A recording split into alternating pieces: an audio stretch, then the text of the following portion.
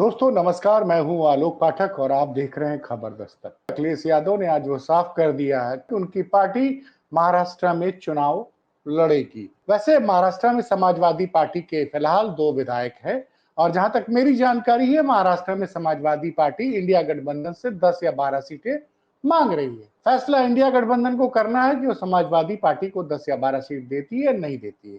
लेकिन इस बार अखिलेश यादव इंतजार नहीं कर रहे हैं। वो कल से मुंबई में चुनाव प्रचार शुरू करने जा रहे हैं। मतलब उन्होंने अपनी तरफ से स्पष्ट संदेश दे दिया है कि वो आज वाल्मीकि जयंती थी, तो भगवान वाल्मीकि के मूर्ति पर माल्यार्पण करने वो गए हुए थे लखनऊ में एक जगह। वहां पे पत्रकारों से बातचीत करते हुए उन्होंने कहा कि मैं चाहता हूं कि इंडिया गठबंधन के साथ में समाजवादी पार्टी का साथ मिलकर चुनाव लड़े, मतलब समाजवादी पार्टी का इंडिया गठबंधन के साथ गठबंधन बना रहे। और मैं ये चाहता हूं कि उन्होंने स्पष्ट कहा, लेकिन चूंकि हमारे पास ऑलरेडी 2 सीटें हैं और मैं कल से वहां प्रचार करने जा रहा हूं। अब इस बॉल जो है वो चली गई किसके कोर्ट में? अब वो चली गई है इंडिया गठबंधन के। और इंडिया गठबंधन को महाराष्ट्र में बनाए रखने की जिम्मेदारी सिर्फ कांग्रेस की ही नहीं है, क्योंकि वहां कांग्रेस के साथ शरद पवार की भी पार्टी है और उसके अलावा पार्टी उद्धव ठाकरे की भी पार्टी है। तो 3 पार्टियां ऑलरेडी हैं और अब उनको डिसाइड करना है कि वो 288 विधानसभा क्षेत्रों में समाजवादी पार्टी को लड़ने के लिए कितनी सीटें देते हैं। लेकिन आज के भाव भंगिमा से एक चीज तो स्पष्ट हो गया कि जैसे हरियाणा में उन्होंने फैसला किया, जब कांग्रेस ने उनको एक भी सीट देने से मना कर दिया था हरियाणा विधानसभा उपचुनाव में, तो उस वक्त अखिलेश यादव ने बड़ा दिल दिखाया और अपने किसी भी उम्मीदवार को किसी भी विधानसभा क्षेत्र से टिकट नहीं दिया। मतलब हरियाणा में समाजवादी पार्टी ने चुनाव नहीं लड़ा। ये सोच के नहीं लड़ा कि अगर हम लड़ते हैं तो विपक्ष का वो जो वोट है उसमें बंटवारा होगा, उसको नुकसान कांग्रेस को हो सकता है। क्योंकि वहीं विपक्ष में जब आम आदमी पार्टी और कांग्रेस के बीच में गठबंधन नहीं हुआ तो आम आदमी पार्टी ने 87 सीटों पर प्रत्याशी उतार दिए थे। नतीजा ये हुआ कि विधानसभा चुनाव में 6 सीटें ऐसी हैं जहां पे आम आदमी पार्टी की वजह से कांग्रेस को हार का सामना करना पड़ा। यानी बीजेपी की जो मार्जिन थी, जितने मतों से बीजेपी ने कांग्रेस को हराया था, उससे ज्यादा वोट उस विधानसभा में आम आदमी पार्टी को मिला था। याद करिए, कांग्रेस के साथ समाजवादी पार्टी का अनुभव 2023 के मध्य प्रदेश विधानसभा चुनाव में भी अच्छा नहीं था। उस वक्त भी मध्य प्रदेश में उसके पहले समाजवादी पार्टी के एक जमाने में 6 से 7 विधायक हुआ करते थे।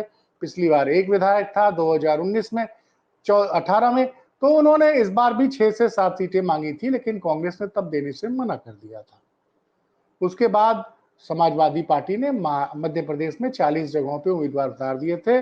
बड़ी मजबूती से चुनाव लड़ी थी समाजवादी पार्टी और 6-7 सीटें ऐसी थी जहां पे कांग्रेस सिर्फ समाजवादी पार्टी के अच्छे प्रदर्शन की वजह से भारतीय जनता पार्टी से हार गई थी। लेकिन चूंकि लोकसभा चुनाव में गठबंधन था, इसलिए हरियाणा में, जबकि पार्टी कार्यकर्ता चाहते थे कि कम से कम 2 या 4 सीटों पर समाजवादी पार्टी लड़े। और किन सीटों पे चाह रहे थे?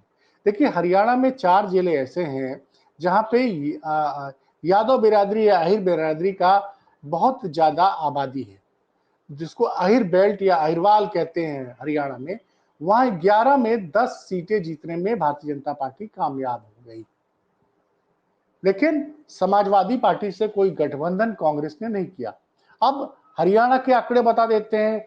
हरियाणा में जो सीएसडीएस का सर्वे हुआ है उसमें यह आ रहा है कि वहां पे यादव बिरादरी में से 65%, 62 से 65% लोगों ने भाजपा को वोट दिया, कांग्रेस को सिर्फ 23% वोट मिला।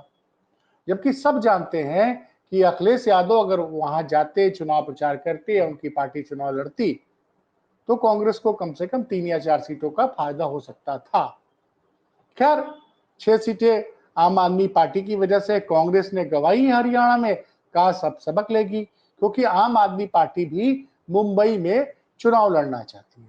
तो इन परिस्थितियों में आम आदमी पार्टी समाजवादी पार्टी को कैसे खुश करेंगे ये तीनों दल मतलब कांग्रेस, एनसीपी और शिवसेना उद्धव ठाकरे।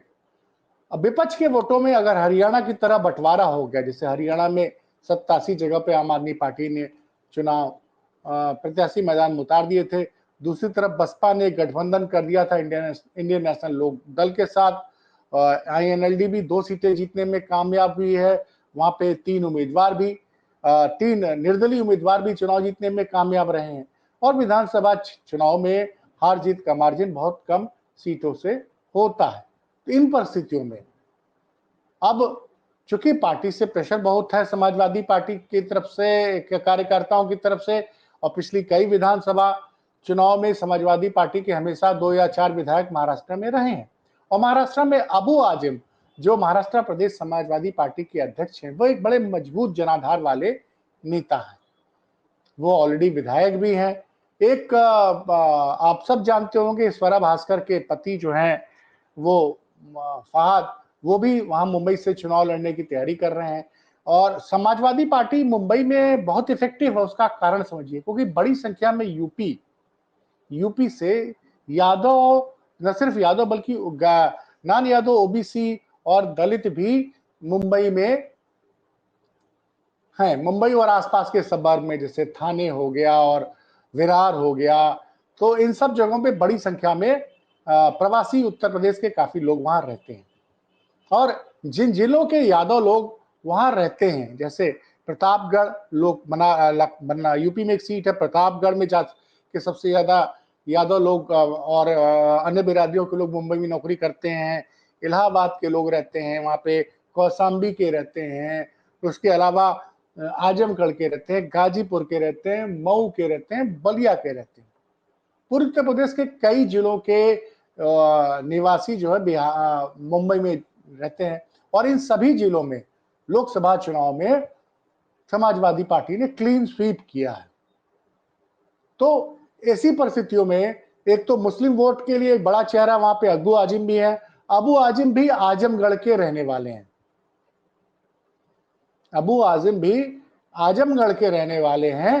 तो और इसलिए ये बहुत महत्वपूर्ण होता है कि एक तो आपको एक बड़ा मुस्लिम चेहरा उनके पास है जो महाराष्ट्र प्रदेश समाजवादी पार्टी का अध्यक्ष है, प्लस वो कई बार के विधायक रह चुके हैं।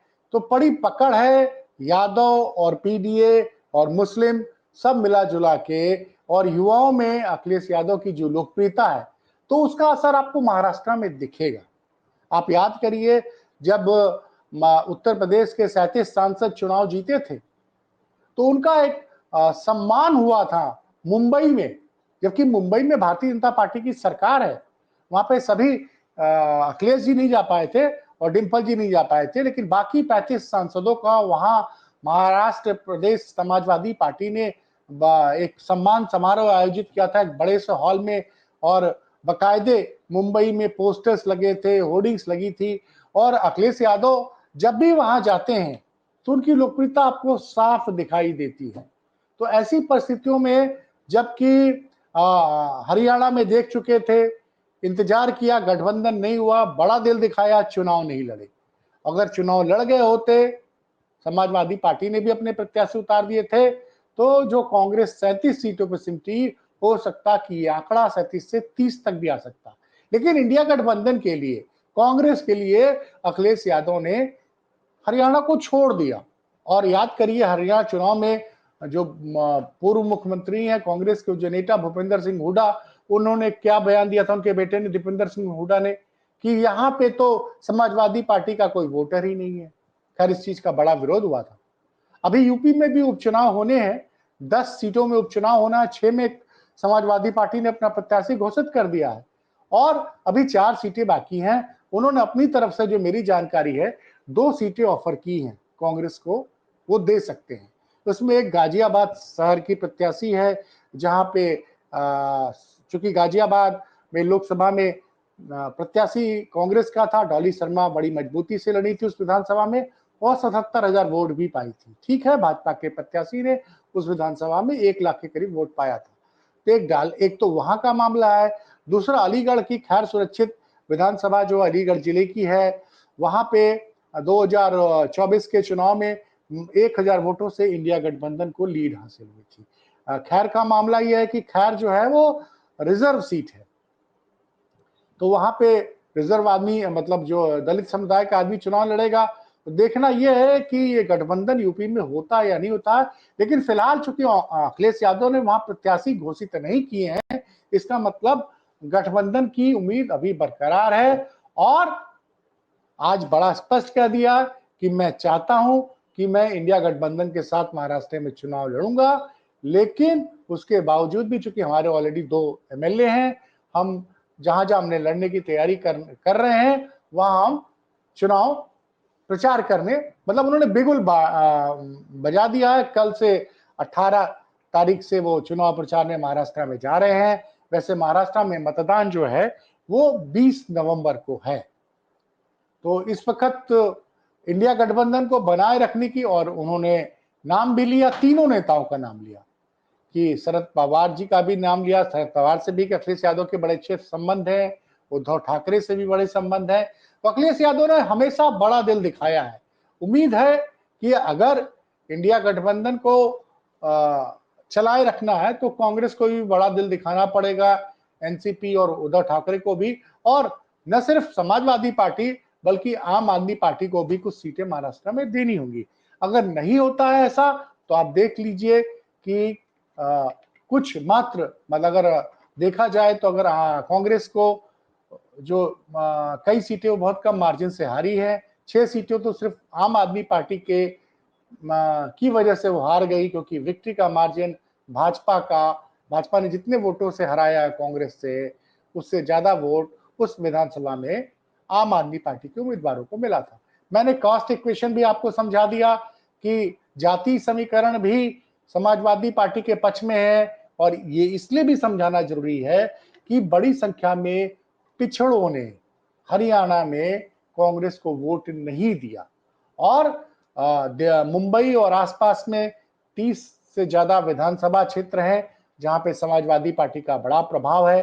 साथ ही औरंगाबाद जिले में चूंकि ओवैसी की पार्टी के भी 2-3 विधायक हैं, वहां पे बड़ा प्रभाव है। उनको रोकने में यूपी में अखिलेश यादव कामयाब रहे हैं। तो इसलिए मुझे लगता है कि इंडिया गठबंधन को बड़ा दिल दिखाना चाहिए। जो समाजवादी पार्टी 10 से 12 सीटें मांग रही है, उसमें 1, 2, 4 कम करके गठबंधन कर लेना चाहिए। लेकिन अगर गठबंधन नहीं भी करते हैं तो भी समाजवादी पार्टी मजबूती से महाराष्ट्र में चुनाव लड़ने जा रही है। हरियाणा में जरूर अखिलेश यादव ने न चुनाव लड़ा, न वो प्रचार में गए, लेकिन महाराष्ट्र में वो चुनाव प्रचार में भी कल से जा रहे हैं और उनकी पार्टी कई सीटों पे चुनाव लड़ेगी। रिपोर्ट कैसी लगी बताइएगा जरूर, और खबर दस्तक को देखिए, इस चैनल को सब्सक्राइब कीजिए और शेयर कीजिए। ये भी हमारा अपना ही प्लेटफॉर्म है। धन्यवाद।